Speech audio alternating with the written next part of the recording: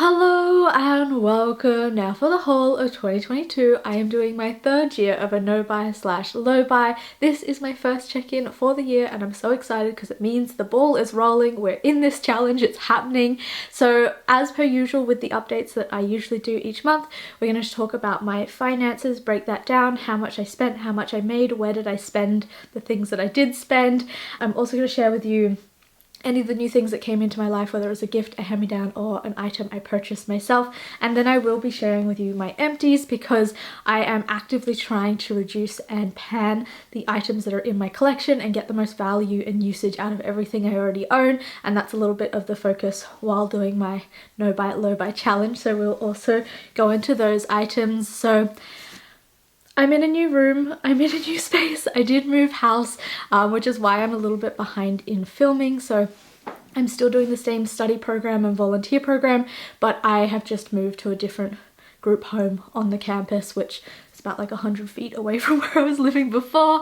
And yeah, it's nice to move house. I think I was ready for a change, but it also just comes with more stress and less time because, you know, when you move into a new work environment or a new space, you have to kind of relearn things. Like once you've been somewhere for a while, you get comfortable and you kind of do a lot of things on autopilot. But when you get put into a new environment, suddenly you have to become quite conscious of everything you're doing and become more aware and stretch your energy to be able to meet the new challenges. So that's been a lot. And then I've also gone through a bit of like emotional turmoil in my personal life. So that's drained a lot of my energy because when, yeah, you've got a lot of emotional stuff going on, it can just be exhausting. So that's where I've been. I've been kind of just trying to get through life and deal with things, but slowly things are like coming back to normal. Hopefully I can get bit more. Hopefully I can get back into a bit more of a consistent filming schedule, although consistency has never been the thing on my channel. If you've been here for a while, you already know that. So anyway, let's get in and talk about my no buy month for January. So what's the order? I haven't filmed this kind of video in a while. So usually I think we talk about the empties first. So I have used up a total of 11 items during this month of January. 3 of them I used up through my project pan that I'm currently doing, so if you're interested you can check out those videos, and then the other items I have here I just used up through general use. So first thing I have is my bottle of shampoo, and I do really like this particular one. I have actually repurchased this already like multiple months ago and in like a much bigger size as well, so that it's, you know, I like buying things in bulk once I know I really like something. So shampoo is finished.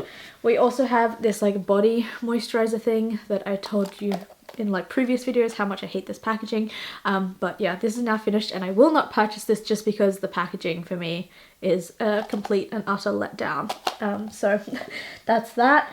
I also finished up a packet of cotton rounds. I need to get more reusable versions of those because I feel like cotton rounds are just super wasteful, and I used to have some and I think I only have one left now, but I need more to kind of rotate with.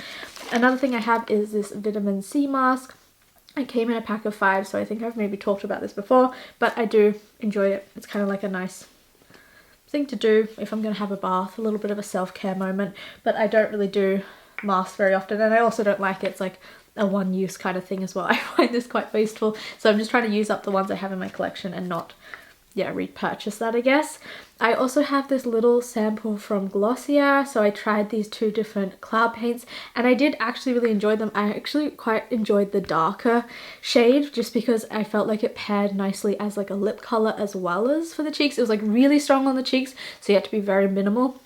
But then to add it on my lips was quite fun, and I do like the idea of maybe getting one of these once I've gone through a lot of the makeup that's already in my collection, because I already have a bunch of blushes and things like that. But once that has like reduced down, then I would be interested in maybe purchasing one of these cloud paints because, yeah, I like that it's multi-functional, multi-purpose.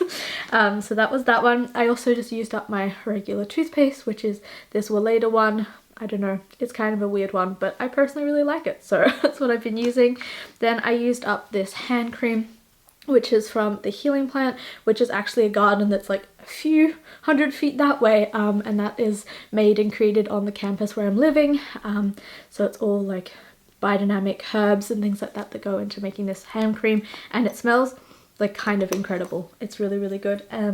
So I used that one up, and then I also used up this face cream, which I really, really loved. I got this as a hand-me-down from a friend, and I really, really enjoyed this.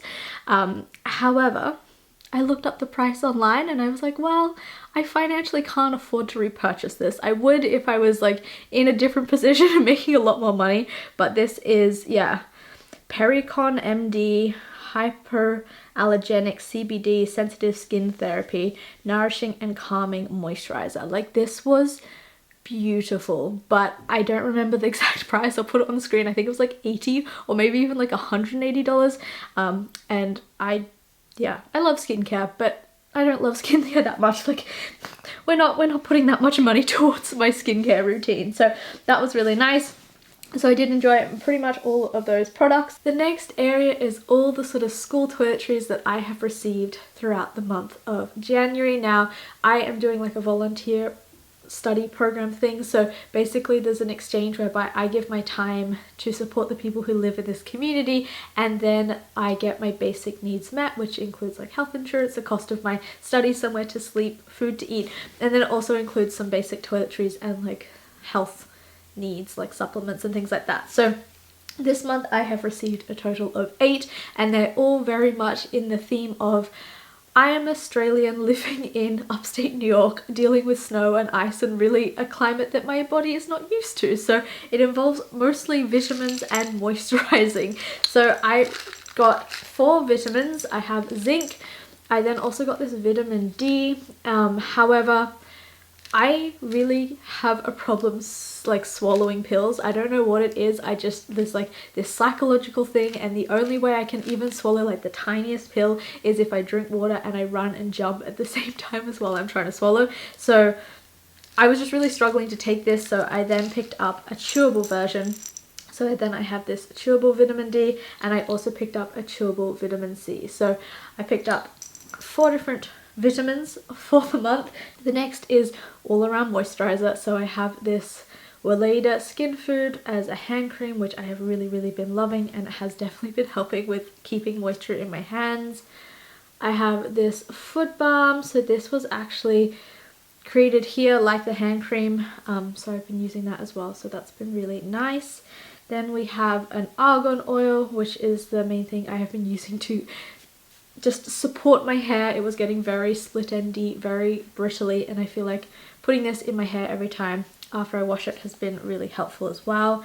And then I have this strange cream, which basically was recommended to me because I was having really bad headaches in the beginning of January for about 2 weeks straight. And so I got told to use this, and my headaches went away. I don't know if it was to do with the cream or if it's a coincidence, but it did really work. So I'm happy with that. So those are the items that I have brought into my life, I guess, during the month of January that I have chosen, but I didn't pay for because of the exchange, if that makes sense.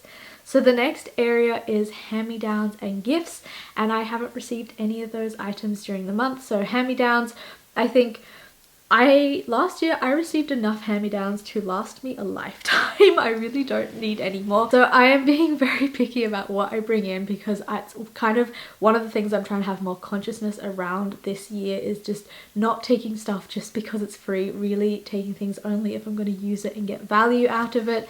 So no hand-me-downs. Gifts, I think I have done the gifts during December and November when my birthday is. So yeah, usually I don't receive gifts at other times in the month, but that's just a category I always have there just in case. And then the last area is kind of the most telling area, whether or not I'm actually sticking to my no-buy rules, which is the items I have purchased. And I am really happy to say that I have started off January very strong and I haven't purchased any items. Now, I think there's a couple of reasons behind that. One is that in December I had a full-on breakdown. I had a full-on breakdown and I broke my no-buy, and so I think I was really trying this month to come back strong after that breakage. You know, like I was like, oh, I made a mistake, so I really want to have a solid month where I don't, you know, purchase something or break my no-buy, because last month was such a big break. Another thing is like, yeah, it's just been hectic, like moving house, all the things, and like what's been happening in my life. So I just haven't really felt the need to go shopping or even have the time or energy to do that. So that has been, I guess, helpful. Another element is that the breakdown that I had in December, I purchased an eyeshadow palette and it actually just sat in my collection for the last month, and I realized I hadn't swatched it, I hadn't used it once, and so I did decide to return it. And I think just that process of realizing, like, I flipped out, I bought this thing and I haven't even used it, even though like it was something that I broke my no buy over, and I worked myself up about it. And you know, I was very much hesitant to return it. Like I was thinking about returning it sort of within a few days of purchasing it, but I was like, no, I don't like the idea of that makeup just being like smashed up and then thrown in the trash to be wasted. But what I realized is it was also just sitting to waste in my collection because I just wasn't using it. I have so much other items that I want to use up first, and I was like, this is just silly. I'm gonna return it. I'm gonna get my $27 back, which is good. And you know, I don't know 100% TJ Maxx's like return policy around makeup. I don't know if they smash it up and then throw it in the trash or if they try and resell it. I'm not quite sure, but I was like, either way it's being wasted. It's either being wasted in my collection because I'm not using it, or it's being wasted because it's going to go to the trash. So you know, it was kind of a silly thing, but I also feel like I have learned quite a lot around that process, and I think that learning process enough was encouraging me to just go like, I just don't need to buy anything. Like, look what happened last time you made a purchase. So I found that to be really helpful. So it has been a really solid month in terms of my no-buy. Everything else is falling apart, but my no-buy is going well. And I just wanted to say, you know, if you've already broken your no-buy at some point throughout this challenge, you've decided to do it for a year, you've decided to do it for a couple of months, whatever, however long you've decided to put this challenge in place, and you feel like you've broken it and you haven't succeeded, so what's the point of continuing anyway? Like, change the mindset and keep going. Like, don't worry, mistakes are natural, mistakes are a normal part of trying to get better at something. Like, there is going to be days where you don't go to the gym, there is going to be days where you eat junk food, but like, you're trying to get onto a more healthier place in your physical body. It's the same with your mental health, and it's the same with your consumerism and shopping habits. There are going to be slip-ups. That's just natural tendency, unless you're the most strong-willed person out there, and oh my god, can we meet and can you tell me how to do that? But like, my first no-buy year, I purchased over like 50 something items, and like most of them, pretty much all of them, were not necessary at all, and that's okay. Each year I've like gotten better because I've put more time and more energy towards trying to curb my consumerism habits and to really build more valuable relationships with my time. But it takes time to do that, and it takes effort, and it takes constantly coming back, even when you've had a hard day or you've had a mistake or something's gone wrong, whatever. You learn from it and you come back again, you know. And I'm still constantly learning. Obviously the eyeshadow palette is such an example of that, and that only happened last month, and that was at the end of 2 years of doing this challenge. So it's a constant process, but you know, it's not about the destination, it's about the journey. And it really is. Like, it's about the journey of learning more about yourself, getting to know yourself, learning where you really want to put your valuable time and energy, and how you want to feel about yourself. And you know, it is hard, it is challenging. This challenge is not only are you going up and battling your own instincts, your own desires, your own emotional instabilities, and all the things that maybe trigger you to make you want to shop, but you're also battling a society out there that like condones over shopping and overspending and buying stuff all the time, and that there's 52 seasons in a year instead of 4 now. Like, the whole construct that society has created around consumerism is toxic, it is sickening. So not only are you having to fight your own inadequacies or your own areas where you're not super strong because you're just normal, you're just human, but you're also having to go up against that like bigger social pressure. So it's okay, mistakes happen,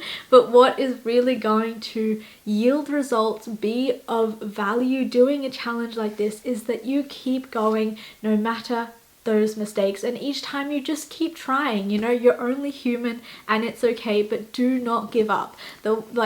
Nothing will change if you give up. That's the worst thing. Breaking your no buy, sure, it's kind of a frustration, sure, we could have done better, whatever. But the worst thing to do is to give up completely. And I will say, just like a little in brackets moment, you know, if life has got so much on your plate that a no buy is just not what you can manage right now, so be it.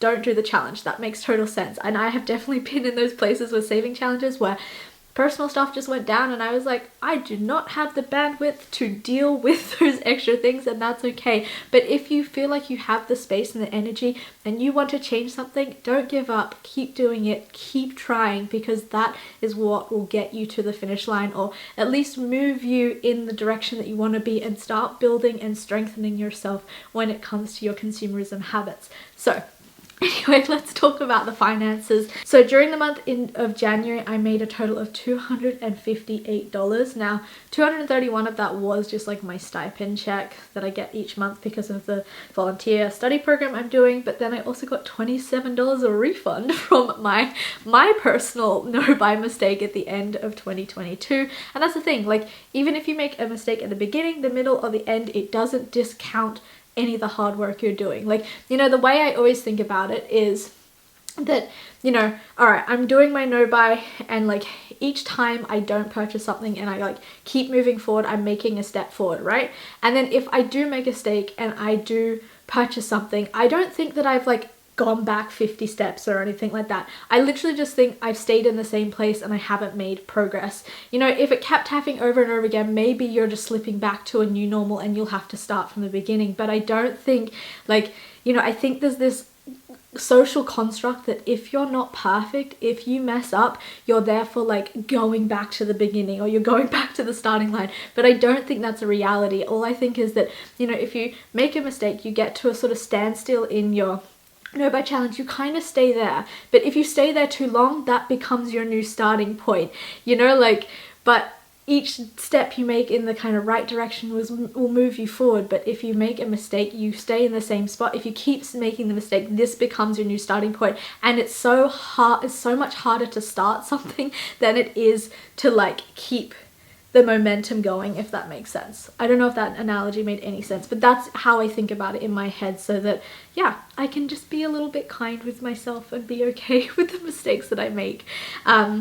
So that was how much I made. I made $258 in January. I spent a total of $43.23, and that was all on eating out. And January has just been a pretty hectic month for me, so it kind of makes sense that I've spent so little, just because I haven't been going out. I've just been trying to like survive and function and get my space in order and feel okay where I am, and yeah, just go through the motions of, yeah, the roller coaster of life and all the things that one might feel in hardship and challenging times. But it's okay. I'm okay, and things will get better. It just takes time, and it just takes a little bit of effort as well to like keep going and not give up, not turn into a puddle and just watch like TV shows in your bed, although I'd love to do that.